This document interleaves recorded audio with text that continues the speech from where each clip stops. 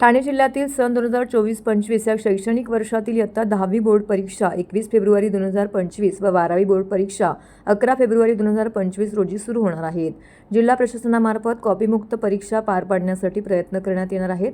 तर विद्यार्थ्यांनी या परीक्षेस सामोरे जाताना कॉपीमुक्त परीक्षा व भयमुक्त परीक्षेस सामोरे जावं असं आवाहन राज्याचे मुख्य सचिव तथा पालक सचिव ठाणे जिल्हा सुजाता सैनिक आणि दक्षता समितीचे अध्यक्ष जिल्हाधिकारी अशोक शिनगारे व जिल्हा परिषदेचे मुख्य कार्यकारी अधिकारी रोहन घुगे यांच्यामार्फत करण्यात येत आहेत.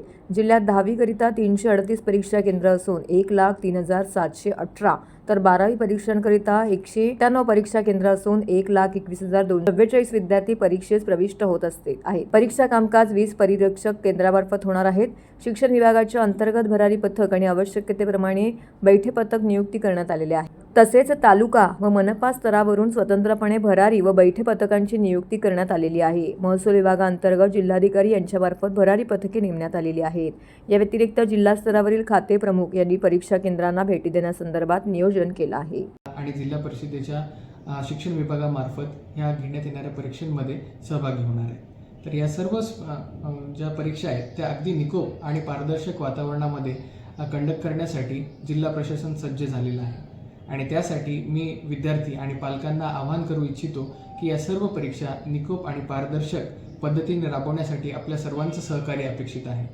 यासाठी विविध डिजिटल पद्धतीचा पण वापर करण्यात येणार आहे, जेणेकरून कॉपी ही कुठल्याही पद्धतीने अलाव करण्यात येणार नाही.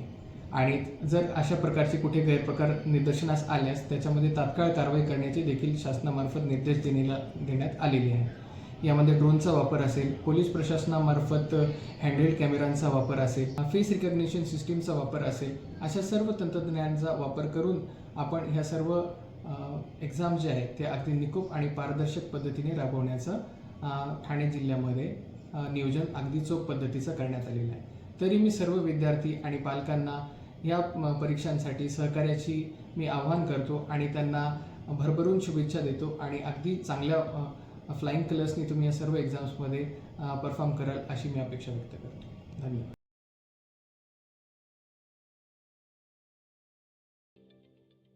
ठाणे महानगरपालिकेचे मालमत्ता कर म्हणजेच प्रॉपर्टी टॅक्स भरण्याचे आवाहन. सन 2022-23 या आर्थिक वर्षाचे मालमत्ता कराचे म्हणजेच प्रॉपर्टी टॅक्सचे बिल ठाणेकर करदात्यांना महापालिकेमार्फत आर्थिक वर्षाच्या सुरुवातीस म्हणजेच माहे एप्रिल 2022 मध्ये देण्यात आलेले आहे. तथापि अद्यापही काही करदात्यांनी मालमत्ता कर महापालिकेकडे जमा केलेला नाही. सध्या आर्थिक वर्षाचा अंतिम टप्पा सुरू झाला आहे. मालमत्ता कर वसुलीसाठी महापालिकेतर्फे कडक कारवाई हाती घेण्यात आली आहे. या अंतर्गत जंगम मालमत्ता, टीव्ही, फ्रीज, वाहन व इतर जप्त करणे तसेच स्थावर मालमत्ता वॉरंट बजावून जप्त करण्यात येत असून मालमत्तेचा जाहीर विक्रीद्वारे लिलाव करून कराची रक्कम वसूल करण्यात येत आहे. मालमत्तेस पाणी पुरवठा करण्यात येणारे नळ संयोजन खंडित करण्यात येत आहेत. त्याचप्रमाणे थकीत मालमत्ता करावर 2% व्याज आकारले जात असल्याने भरावयाची रक्कम वाढत आहे. आपला मालमत्ता कर propertytax.thanecity.gov.in या लिंकद्वारे तसंच गुगल पे, फोन पे, पेटीएम याद्वारे ऑनलाईन पद्धतीने करण्याची सुविधा उपलब्ध करून दिली आहे. शनिवार, रविवार व सार्वजनिक सुट्टीच्या दिवशी नागरिकांना मालमत्ता कर भरणे सोयीचे व्हावे याकरता महापालिकेचे मालमत्ता कर संलग्न कार्यालय या दिवशी कार्यान्वित ठेवण्यात आलेले आहे. तरी मालमत्ता कर वसुलीची अप्रिय कारवाई टाळण्याच्या दृष्टिकोनातून मालमत्ता कर भरून महापालिकेस सहकार्य करावे. धन्यवाद.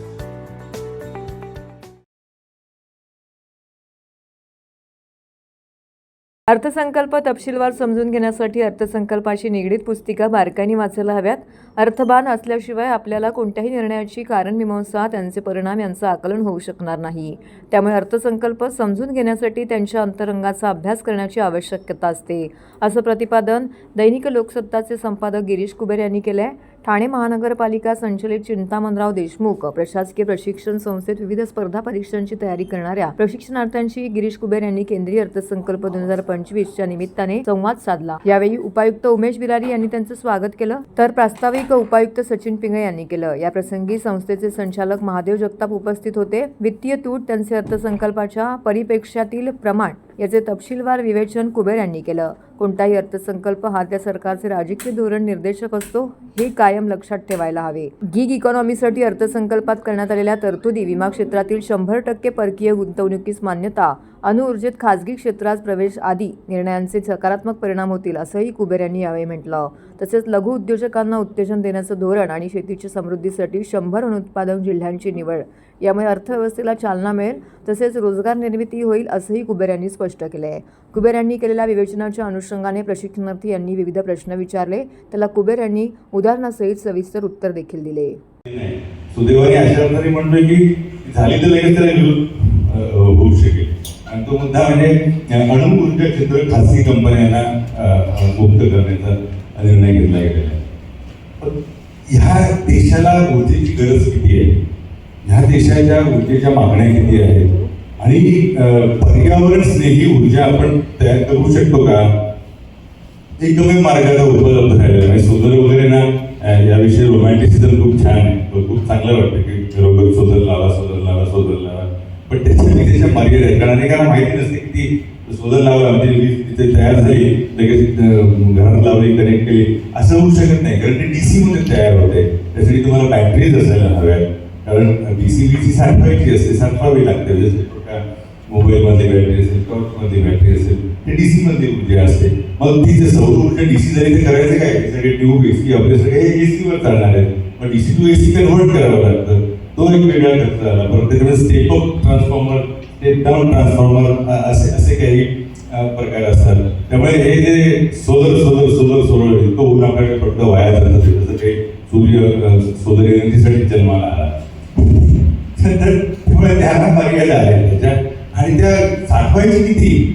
आता ही इमारत जर सोलरवर करायची झाली तर ती समजा वीज मिळाली, आता जे काही वापर आहे समजा उदाहरणार्थ म्हणून 1 मेगावॅट समजा वापर असेल, मेगावॅट 1 किलोवॅट पकडा, तर ती 1 किलोवॅट वीज सोलरमधून मिळाली तर ती साठवायची कशी, तशी देता येणार नाही ना. आणि मग रात्रीचं काय करायचं, मग रात्रीसाठी म्हणून ती साठवायला हवी. म्हणजे तुम्हाला एवढ्या पूर्वीच्या आकाराच्या बॅटऱ्या सांभाळायला हव्या.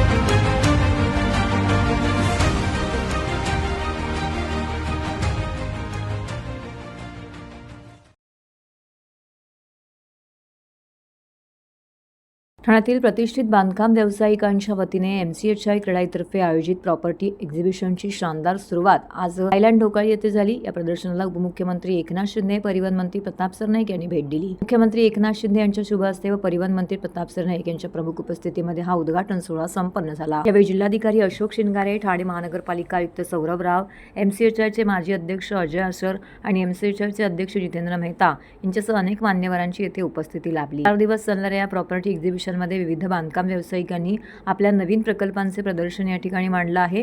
ठाण्यात घर घेण्याची इच्छा असलेल्या ग्राहकांसाठी ही सुवर्ण संधी असून किफायतशीर दरात घरांची माहिती मिळणार आहे. या ठिकाणी विविध गृहनिर्माण योजना, गृहकर्ज सुविधा तसेच नवीन प्रकल्पांबाबत तज्ज्ञांचं मार्गदर्शन उपलब्ध करून दिले जाणार आहे.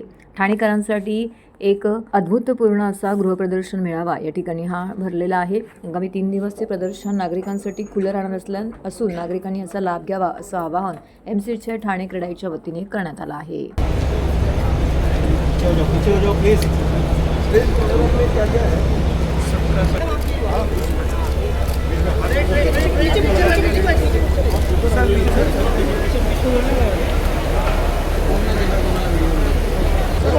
ओ मैडम पीछे आ जाइए प्लीज। Thank you.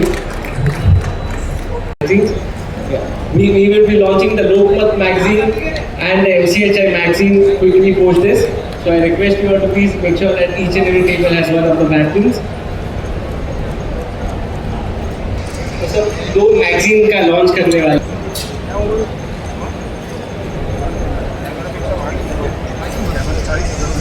जो मिलने वाली है. Thank you so much. दोस्तों जोड़ लगाओ, थाना का सबसे बड़ा वास्तु है और थाना का मीडिया प्राइवेट लिमिटेड. इसी के साथ हमारे गौरव शर्मा, भुवनेश शर्मा जी. और ये 22वां हमारा प्रॉपर्टी एक्सपो है. ये बहुत बड़ा ऐतिहासिक है और हिस्टोरिक है. कई एक्सपो होते हैं 2-4 साल 8-10 साल के बाद बंद हो जाते हैं, लेकिन लगातार 22 साल ये प्रॉपर्टी एक्सपो को आपने बनाए रखा है. इसलिए मैं आपको बहुत बहुत शुभकामनाएं देता हूँ. और बाकी अभी चिंता करने की जरूरत नहीं. अभी मैं नगर विकास मंत्री भी हूँ और हाउसिंग मिनिस्टर भी हूँ, तो आपको डेवलपर लोगों को किसी बात की चिंता करने की जरूरत नहीं. लेकिन मेरी एक ही कंडीशन है कि आपको फायदा हो जाए. तो जो हमारा एंड यूजर जो है, हमारा जो कस्टमर है, हमारा ग्राहक है, उसको फायदा आप दिलाना चाहिए. इतना ही आपको कहूँगा. फिर एक बार बहुत बहुत शुभकामनाएं. धन्यवाद. जय हिंद, जय महाराष्ट्र. हा 22वा हाऊसिंग फायनान्स एक्सपो आहे आणि आम्हाला खुशी वाटते. ते सगळे 22 हाऊसिंग एक्सपोमध्ये माननीय एकनाथ शिंदे साहेब ते हजर होते. ते गट नेता होते म्युन्सिपल कॉर्पोरेशनमध्ये, की फक्त MLA होते, की अर्बन डेव्हलपमेंट मिनिस्टर होते, की CM होते आणि DCM आहे. सगळे पोस्टमध्ये असेल, पण त्यांनी हाऊसिंग एक्सपोला हजेरी दिलेली आहे. आम्हाला इन्स्पायर्ड केलेलं आहे, आम्हाला एनकरेजमेंट दिलेलं आहे. त्यासाठी आम्ही त्याच्या लई खूप खूप आभारी आहोत. एक्सपो असा आहे की तुम्हाला एक छतामध्ये सगळे अल्टरनेट तुम्ही बघायला भेटते. That is number 1. आणि दुसरा, बँकच्या लोन तुमचे काय एलिजिबिलिटी आहे ते पण इथेच भेटणार तुम्हाला. ते दोघा मिळून तुम्ही ड्रीम होम पसंत करू शकतो. ते आमचा उद्देश आहे. लाडकी बहीणसाठी असं आहे की लाडकी बहीण एक लई महाराष्ट्रामध्ये वर्ड चालू आहे, एक तर त्याच्यासाठी आम्ही काय करतो, आम्ही असा विचार केला की वुमन एम्पॉवरमेंटसाठी आज कोणी घर महिलाच्या नावाने परचेस केला तो एक फॅमिली बॉन्डिंग होते. आणि फॅमिली बॉन्डिंगमध्ये काय झाला, ते फॅमिली इम्प्रूव्हमेंट होते, फॅमिली बॉन्डिंग होते, वुमनला सिक्युरिटी भेटते आणि हॅप्पी फॅमिली बनते. त्यासाठी आम्ही एक योजना राबवलेली आहे. त्याच्यामध्ये आम्ही चांगला डिस्काउंट देणार आहे. जोणी 20% पैसा भरला 4 दिवसमध्ये आणि लेडीजच्या नावाने रजिस्टर करायला तयार आहे, तो आम्ही तिला रिबेट देणार. तिला आव्हान करेन की तुम्हाला कुठे पण घर घ्यायचं असेल, नॉट इन मुंबई, नवी मुंबई, पालघर, वसई विरार, कुठे पण घर घ्यायचं आहे, पण हे एक्सपो व्हिजिट करा. नंतर तुम्ही तुमचा डिसिजन चेंज करू शकतो. कारण की व्हॅल्यू फॉर मनी जो इथे आहे ठाण्यामध्ये ते कुठे नाही. सो वी रिक्वेस्ट, म्हणजे आम्ही सगळ्याला विनंती करतो आहे की 4 दिवसचा उपक्रम आहे, तो तुम्ही नक्की इथे विजिट करा. Hello everyone, welcome to CREDA MCHI Thane exhibition, which is to be held from 7th to 11th of February. I request everyone to come. आप आइए इधर. सब डेवलपर्स के स्टॉल में आपको पता चल जाएगा कि थाना किस हिसाब से डेवलप हो रहा है और थाना किधर जा रहा है, और आपको एक फ्लैट्स के, ऑफिसेस के, रेंजेस के आइडिया आ जाएगा कि क्या तरह के हम प्रोडक्ट्स बना रहे हैं. 1 BHK, 2 BHK, 3 BHK ऑफिसेस जो हम बना रहे हैं. 200 फुट से लेके 20,000 फुट तक की ऑफिसेस अवेलेबल है. मैं सबको रिक्वेस्ट करूंगा आप आइए और अटेंड कीजिए एग्जीबिशन. ये सब आपके लिए ही है. Thank you very much. I am Fayaz Virani from Virani Group, MCHI treasurer, joint treasurer. सभी लोगों का स्वागत है 22nd प्रॉपर्टी एक्सपो थाने MCHI की तरफ से. और this a very wonderful opportunity where every home buyer should take advantage. Under one roof आपको सभी डेवलपर्स मिलेंगे. It's 22 successful years of the exhibition. तो आके सभी को रिक्वेस्ट है कि आए, उसका फ़ायदा उठाइए और make the most of it. Thank you. Gaimukh ते दहिसर मेट्रो आणि गायमुख घाट रस्त्याचे काँक्रिटीकरण ही कामे एकत्र सुरू करावीत असे निर्देश परिवहन मंत्री प्रताप सरनाईक यांनी MMRDAला दिले आहेत. तर घोडबंदर परिसरातील अंतर्गत रस्ते विकासाची कामे मार्गी लावण्यासाठी ठाणे महापालिकेने आवश्यक सर्व सहकार्य आणि समन्वय जलद करावा असेही निर्देश सरनाईक यांनी दिले आहेत. गायमुख मेट्रो आणि रस्त्याचं काम एकत्र सुरू केल्यामुळे ही कामं एकाच वेळी पूर्ण होऊन वारंवार वाहतूक बंद करावी लागणार नाही. या काळात नागरिकांची काही प्रमाणामध्ये गैरसोय होईल, मात्र भविष्यात चांगली सुविधा मिळेल, वाहतूक कोंडीचा प्रश्न निकाली लागेल असंही यावेळी सरनाईक यांनी म्हटलं. ठाणे महापालिका क्षेत्रातील शासन निधीतून MMRDA मार्फत होणारे विविध प्रकल्प, नागला बंदर खाडी किनारा विकास प्रकल्प, घोडबंदर रोडवरील वाहतूक परिस्थिती इत्यादी विषयांचा आढावा घेण्याकरिता परिवहन मंत्री प्रताप सरनाईक यांच्या अध्यक्षतेखाली एका बैठकीचं आयोजन केलं होतं. ही बैठक ठाणे महानगरपालिकेतील मुख्यालयातील अरविंद पेंटचे सभागृहात संपन्न झाली. यावेळी पालिकेचे अधिकारी देखील येथे उपस्थित होते. आता अतिरिक्त आयुक्त मुदगल साहेब आहेत, सौरभराव साहेब ठाणे महापालिकेचे आयुक्त आणि संपूर्ण ठाणे महापालिका हद्दीतील सन्माननीय उपमुख्यमंत्री एकनाथ शिंदे साहेब मुख्यमंत्री असताना त्यांनी जो निधी ह्या शहरासाठी वितरित केला होता, त्या माध्यमातून MMRDAचे काही प्रकल्प चालू आहे, रस्त्यांचे काही ठाणे महानगरपालिकेच्या माध्यमातून मोठे प्रकल्प चालू आहे. त्यामध्ये कांदळवन उद्यान आहे, नागला बंदर सुशोभीकरण आहे, MMRDAच्या माध्यमातून घोडबंदर रोडचं विस्तारीकरण चालू आहे आणि त्याचबरोबर आमच्या ठाणे महापालिका हद्दीमध्ये ओळा माजिवडा विधानसभा मतदारसंघातील अंतर्गत रस्त्यांसाठी सुद्धा 500 कोटी रुपयाचा निधी MMRDAच्या माध्यमातून खर्च होत आहे. हा सगळ्या आढावा घेण्याकरता आज ही बैठक होती आणि बैठकीमध्ये अतिशय चांगले निर्णय आमच्या आयुक्त सौरभराव यांनी घेतलेले आहेत, जेणेकरून भविष्यामध्ये जी वाहतूक कोंडी ह्या शहरामध्ये प्रामुख्यानं घोडबंदर रोड आणि त्या परिसरामध्ये निर्माण होते तर ती होणार नाही.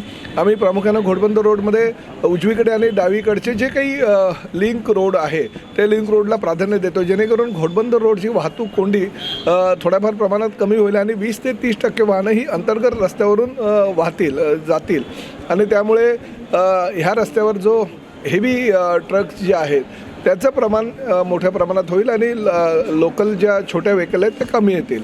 अशा पद्धतीनं रचना करून भविष्यामध्ये पुढल्या पावसाळ्याच्या पूर्वी ही सगळी कामं किमान 5 किलोमीटरचा तरी रस्ता पूर्ण करायचा मानस आहे आणि त्या माध्यमातून बैठका तर सौरभराव आणि मुदगल साहेब घेतच होते, परंतु आज एकनाथ शिंदे साहेबांच्या सांगण्यावरून आज ही बैठक घेण्यात आली आणि विकास कामाला चालना देण्यासाठी करोडो रुपयाचा निधी त्यांच्या कार्यकाळामध्ये जो ठाणे महानगरपालिकेला प्राप्त झालेला आहे आणि MMRDAच्या माध्यमातून जी कामं होत आहेत त्याला गती देण्याचा आमचा प्रयत्न आहे. तर प्रत्येक नागरिकांना विश्वासात घेण्याचा प्रामाणिक प्रयत्न ठाणे महानगरपालिका करत आहे, परंतु DP प्लॅनच्या बाबतीत नेहमी असंच होतं. जेव्हा DP प्लॅन पब्लिश केला जातो त्यामध्ये सगळ्या लोकांच्या समावेश असलेल्या किंवा त्यांच्या ज्या भूमिका आहे त्या समावेश करून तर ते शक्य नसतं.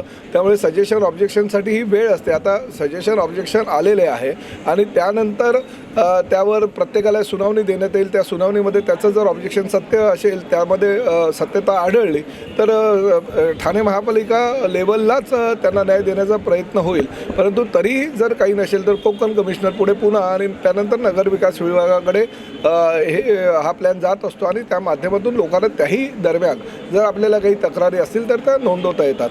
त्यामुळे DP प्लॅनच्या बाबतीत जर काही तक्रारी असेल तर त्या तक्रारी लेखी स्वरूपात द्यावी. कुठलं तरी फक्त मीडियामध्ये हा DP प्लॅन असा आहे, हे उद्ध्वस्त येणार, ते उद्ध्वस्त होणार अशा प्रकारचे वल्गना न करता कायदेशीररित्या आपल्याला ज्या आपल्या सूचना आणि हरकती आहेत त्या मांडाव्या असं माझं लोकप्रतिनिधींना सगळ्यांना आवाहन आहे. ठाण्यात ओंकार मित्र मंडळाच्या माघी गणेशोत्सव मंडळामध्ये खेळ पैठणीच्या स्पर्धेला महिलांचा उत्स्फूर्त असा प्रतिसाद लाभला. ओंकार मित्र मंडळ सार्वजनिक माघी गणेशोत्सव 2025 तर्फे खेळ पैठणीचे या अनोख्या स्पर्धेचं आयोजन BK शिवाजीनगर नौपाडा ठाणे येथे करण्यात आलं होतं. यामध्ये महिलांनी मोठ्या उत्साहाने सहभाग घेतला. या कार्यक्रमाचे प्रायोजक सीमा प्रीतम राजपूत आणि प्रीतम प्रेमसिंग राजपूत यांनी केलं होतं. यांच्या वतीने सर्व प्रेक्षक महिला आणि खेळणाऱ्या महिलांना किराणा सामग्रीचे गिफ्ट कुपन म्हणून देण्यात आलं. महिलांनी आणि मुलींनी या खेळाचा आनंद घेतला. तसेच मंडळाच्या पदाधिकाऱ्यांची देखील येथे उपस्थिती लाभली. या कार्यक्रमाला ओंकार मित्र मंडळाचे अध्यक्ष गणेश परदेशी तसेच नरेश सरैया, मुकुंद कदम, मुन्ना महाडिक, राहुल कदम आणि मंडळाचे सर्व कार्यकर्ते येथे उपस्थित होते. यावेळी शिवसेना उद्धव बाळासाहेब ठाकरे पक्षाचे सर्व पदाधिकारी, कार्यकर्ते सर्वपक्षीय नेते यांनीही येथे मोठ्या संख्येने उपस्थित राहून बाप्पाचं दर्शन घेतलं. त्याचबरोबर या परिसरातील गुणवंत मुलांचा सत्कार देखील या ठिकाणी या मंडळाच्या वतीने करण्यात आला. या उपक्रमासाठी सहभागी झालेल्या सर्व महिलांचे, प्रेक्षकांचे आणि मंडळाच्या कार्यकर्त्यांनी मनपूर्वक आभार मानले. तसेच उद्या बाप्पाची वाजत गाजत मिरवणूक काढीत या उत्सवाची सांगता केली जाणार असल्याचं देखील यावेळी मंडळाच्या पदाधिकाऱ्यांनी सांगितले.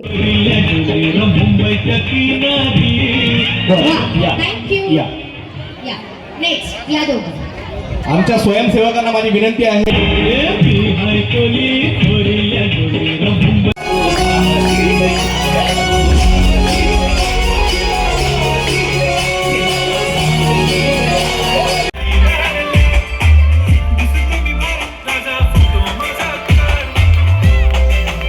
शेवटची महिला माझ्याकडे धावत रिंग घेऊन.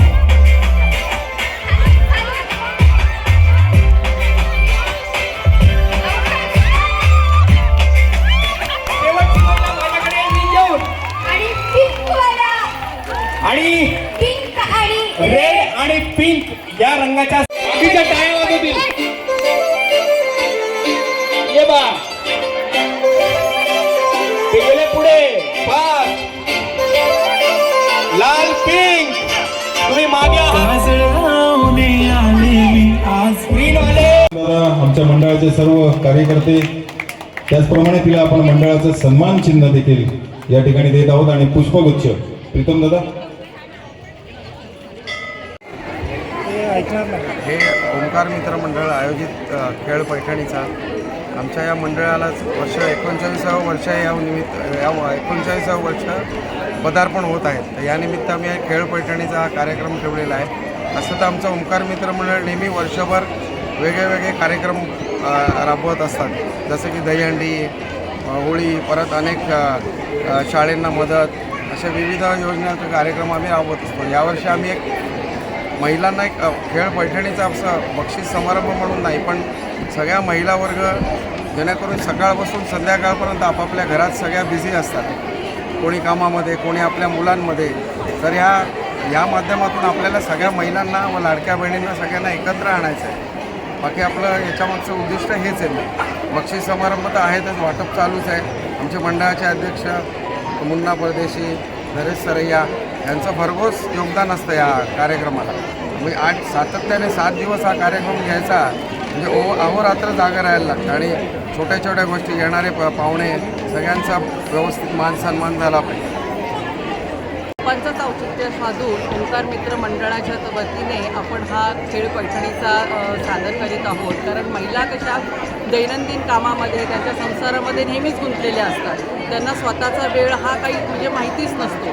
तर आम्ही हा विचार केला की आपण खेळ पैठणीचा ठेवला तर त्यांनी त्या स्वतःसाठी वेळ काढून ह्यामध्ये सहभागी होतील आणि त्यांच्या चेहऱ्यावरचा जो आनंद बघतोय तो बघून आपल्यालासुद्धा खूप आनंद होतो आणि जे बघणारे प्रेक्षक आहेत त्यांच्या पण चेहऱ्यावरती आनंद आहे. आणि असे क्षण खूप कमी बघायला मिळतात आपल्या ह्याच्यामध्ये, की असं सगळ्यांना आनंद देऊन जाणारा हा क्षण, त्यामुळे म्हणजे खूप बरं वाटतं आहे. आणि आपले ओंकार मित्र मंडळ हे जसे गणपती बाप्पा विराजमान होतात तेव्हापासून वेगवेगळे सांस्कृतिक कार्यक्रम आयोजित करत असतात. प्रत्येक कार्यक्रमात म्हणजे लहानांपासून मोठ्यांपर्यंत सगळे सहभागी होऊ शकतात असे विविध कार्यक्रम ते आयोजित करतात. काल पण मी आले होते, तर त्यांनी पाककला स्पर्धा महिलांसाठी आयोजित केली. त्यांनी उत्तमरित्या त्यांनी त्याचं व्यवस्थित हे पार पाडलं होतं. तर खूप छान वाटतं हे बघून.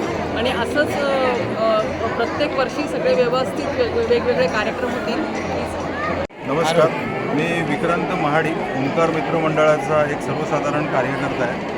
खरं म्हणजे मी आज या ठिकाणी तुमच्यासमोर बोलायला एवढ्याचसाठी उभा आहे की ओंकार मित्र मंडळ गेली हे अंदाजे 39वं वर्ष आहे हा उत्सव साजरा करत आहे. या उत्सवामध्ये आमचे प्रीतमदादा असतील किंवा आमचे सगळे कार्यकर्ते असतील एकदम एकजुटीने हा उत्सव साजरा करतात. परंतु आज एक विशेष नाव घ्यावंसं वाटतं यासाठी प्रीतमदादा आणि आमच्या ताईंचं, की हे फक्त ह्या आनंद उत्सवामध्ये आमच्याबरोबर सहभागी नाही आहेत. कारण प्रीतमदादाची मी एक आठवण फक्त या माध्यमातून सांगू इच्छितो की फक्त लोकांना असं वाटतं की आनंदामध्येच प्रीतमदादा आमच्याबरोबर असतो का काय, तर तसं नाही आहे. कोविड काळामध्ये ज्यावेळी या विभागामध्ये उपासमार सुरू होती, लोकांच्या कंपन्या बंद होत्या, पगार मिळत नव्हता, घरामध्ये रेशनची म्हणजे उणीव भासत होती, त्यावेळी देखील हे दाम्पत्य आमच्या सगळ्या या ओंकार मंडळाच्या कुटुंबियांच्या पाठीमागे ठामपणे उभं होतं. जसं त्यावेळी दुःखात होते तसंच आज वेळी आमच्याबरोबर हे दादा वहिनी आमचे आनंदातही आहेत.